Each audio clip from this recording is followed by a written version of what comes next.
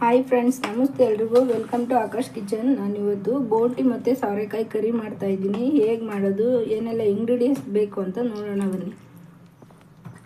ನೋಡಿ, ಬೋಟಿ ತೊಗೊಂಡಿದ್ದೀನಿ, ಕ್ಲೀನಾಗಿ ತೊಳೆದ್ಬಿಟ್ಟು ಇಟ್ಕೊಂಡಿದ್ದೀನಿ.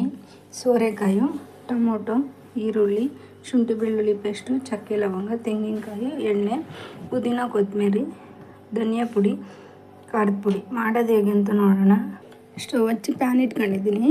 1 ಸ್ಪೂನ್ ಎಣ್ಣೆ ಹಾಕೊಂತಿದ್ದೀನಿ. ಎಣ್ಣೆ ಬಿಸಿಯಾಗಿದೆ, ಈರುಳ್ಳಿ ಹಾಕೊಂತಿದ್ದೀನಿ.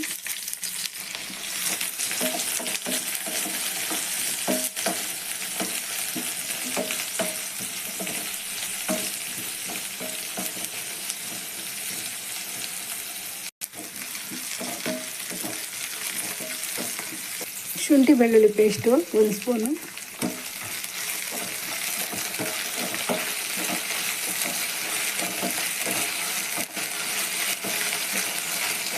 ಒಂದು 1/4 ಟೇಬಲ್ ಸ್ಪೂನು ಕಾಳು ಮೆಣಸು,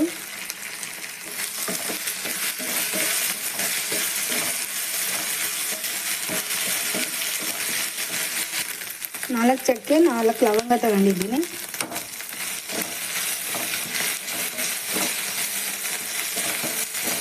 ಟೊಮೊಟೊ ಹಾಕೊತ ಇದ್ದೀನಿ. 1 ಟೇಬಲ್ ಸ್ಪೂನಷ್ಟು ಕಡಲೆ ಹಾಕೊತ ಇದ್ದೀನಿ.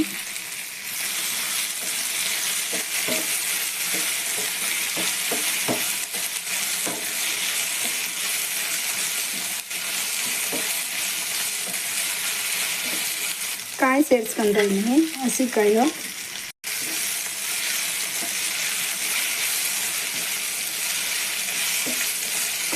ಕೊತ್ತಂಬರಿ, ಪುದೀನ ಸೇರಿಸ್ಕೊತಿದ್ದೀನಿ.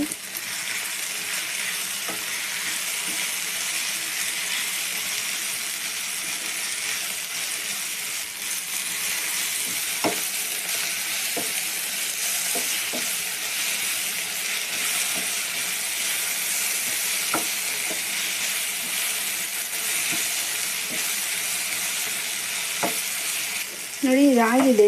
ಸ್ವಲ್ಪ ತಣ್ಣಗಾಗಿಬಿಡ್ತೀನಿ ಇದನ್ನು. ನೋಡಿ, ಅದು ತಣ್ಣಗಾಗಿಬಿಟ್ಟಿದ್ದೀನಿ. ಇದು ಸ್ಟವ್ ಹಚ್ಚಿ ಒಂದು ಕುಕ್ಕರ್ ಇಟ್ಕೊಂಡಿದ್ದೀನಿ. ಇದು 1-2 ಸ್ಪೂನ್ ಎಣ್ಣೆ ಹಾಕ್ತೀನಿ. ಎಣ್ಣೆ ಬಿಸಿ ಆಗಿದೆ. ನಾನು ತೊಳೆದು ಇಟ್ಕೊಂಡಿದ್ನಲ್ಲ ಬೋಟಿ, ಅದನ್ನು ಹಾಕೊತಾ ಇದ್ದೀನಿ. ಉಪ್ಪು ಹಾಕ್ತಾ ಇದ್ದೀನಿ, ಅರಿಶಿನ ಪುಡಿ,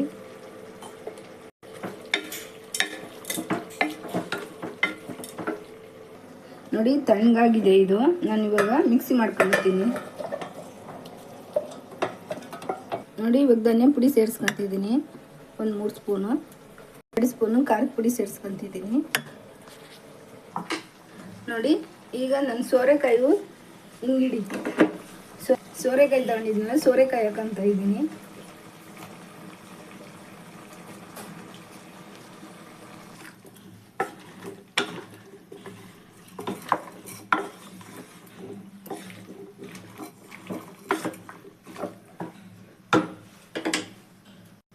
ನೋಡಿ, ಈ ಥರ ನುಣ್ಣಗೆ ರುಬ್ಕೊಂಬಂದಿದ್ದೀನಿ ನಾನು. ನೋಡಿ, ನಾನು ರುಬ್ಕೊಂಬಂದಿರೋ ಮಸಾಲೆ ಹಾಕ್ತಾ ಇದ್ದೀನಿ ಇವಾಗ.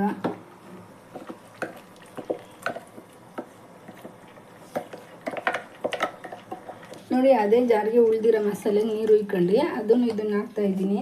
ನಿಮ್ಗೆ ಗ್ರೇವಿ ಜಾಸ್ತಿ ಬೇಕಂದರೆ ಸ್ವಲ್ಪ ನೀರು ಆ್ಯಡ್ ಮಾಡ್ಕೊಳ್ಳಿ. ಗ್ರೇವಿ ಜಾಸ್ತಿ ಬೇಡ, ಇದು ಗೊಜ್ಜು ಮಾಡಿದ್ರೆ ಚೆನ್ನಾಗಿರುತ್ತೆ.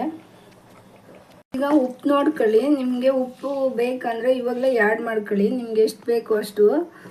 ಇದು ತಿಕ್ನೆಸ್ಸು ಅಷ್ಟೇ, ಎಷ್ಟು ನಿಮಗೆ ತಿಕ್ನೆಸ್ ಬೇಕೋ ನೋಡಿ ಅಷ್ಟೇ ಇವಾಗ ನೀರು ಆ್ಯಡ್ ಮಾಡ್ಕೊಳ್ಳಿ. ನಾನು ಇವಾಗ ಸಾಕು. ಇದು ನಾನು ಕ್ಲೋಸ್ ಮಾಡ್ತೀನಿ, ಉಪ್ಪು ನೋಡ್ಕೊಂಡು.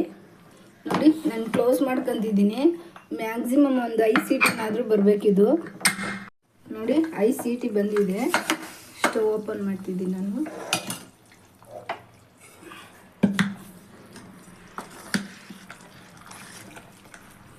ನೋಡಿ,